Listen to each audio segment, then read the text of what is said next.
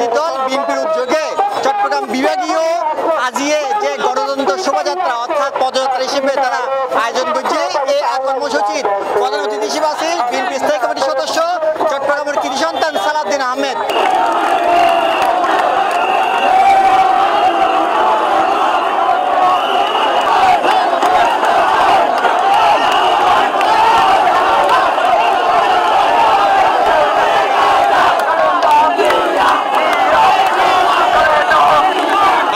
বিশ্ব গণতন্ত্র দিবসের মাঝে আরা শ্রদ্ধাভরে স্মরণ করি গণঅভ্যুত্থানকারী চট্টগ্রাম বিভাগের মাঝে প্রথম শহীদ ওয়াসিম। গণতন্ত্র দিবসের মাঝে আর একখান চাওয়া মানুষ তার রক্ত এদেশের বাংলাদেশের মানুষ বারবার রক্ত দিয়ে না তারার গণতন্ত্রের অক্ষুত রেখে দেশ ও স্বাধীনতা অক্ষু রেখে এবং এই দেশ ইয়ানোর ব্যয় করে লইয়ে নেয় একখান জাতি হিসেবে আর ঐক্যবদ্ধ থাকব এবং আর আজকে সমতে বোধে নির্বাচিত সরকার এবং ততপরে বিএনপি এদেশের মাটি ও মানুষের সবসময় যাতে তার জনাকাঙ্ক্ষা আসিল পূরণ করছে এবং আশা করি বিএনপি আগামী যে জনগণের নির্বাচিত সরকার আইব বিএনপি জনগণের ম্যান্ডেট লইনে বিশালভাবে তার ক্ষমতা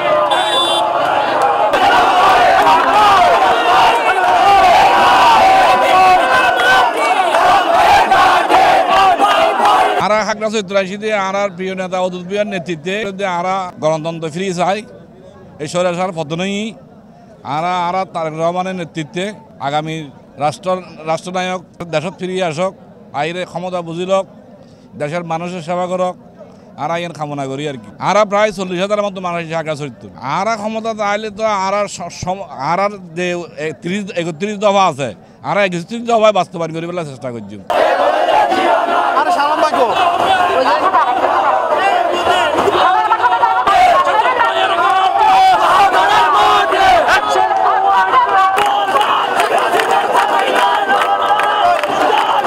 বাংলাদেশের গণতন্ত্রে এতদিন শেখ হাসিনা 17 বছর খবর রচনা করে দিয়ে এই খবর রচনার তো আরা মুক্তি পাই ইনশাল্লাহ। এই বাংলাদেশের গণতন্ত্র বিএনপির হাত ধরি প্রতিষ্ঠিত হইব শহীদ জিয়া রাষ্ট্রপতি জিয়া রহমানের হাত ধরি যেভাবে বাংলাদেশত গণতন্ত্র গঠিত হইয়ে ইনশাল্লাহ অতীতে তারেক রহমানের নেতৃত্বে এই বাংলাদেশত গণতন্ত্র গঠিত হইব।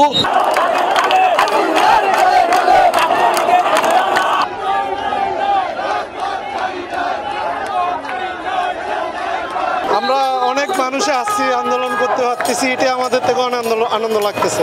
আপনাদের স্বাধীনতার পতন হয়েছে এখন আপনারা আনন্দ ভিতরে আছি আমরা আনন্দ উৎসবের ভিতরে আছি আমরা।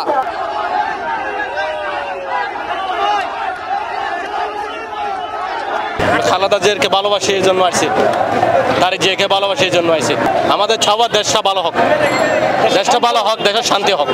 দেশের জনগণ এখন অনেকটা স্বস্তিতে আছে। এই স্বৈরাচারী হাসিনার কাছে জিম্মি ছিল মানুষ মারতে পারে নাই কোনো কথা বলতে পারে নাই স্বাধীনতা পায় নাই মানুষ এই স্বৈরাচারী হাসিনার ভয়ে মুখ খুলতে পারে নাই স্বাধীনভাবে একে অপরের সাথে বন্ধু বান্ধবের সাথে কথা বলতে পারে নাই রাস্তায় চলাফেরা করতে পারে নাই।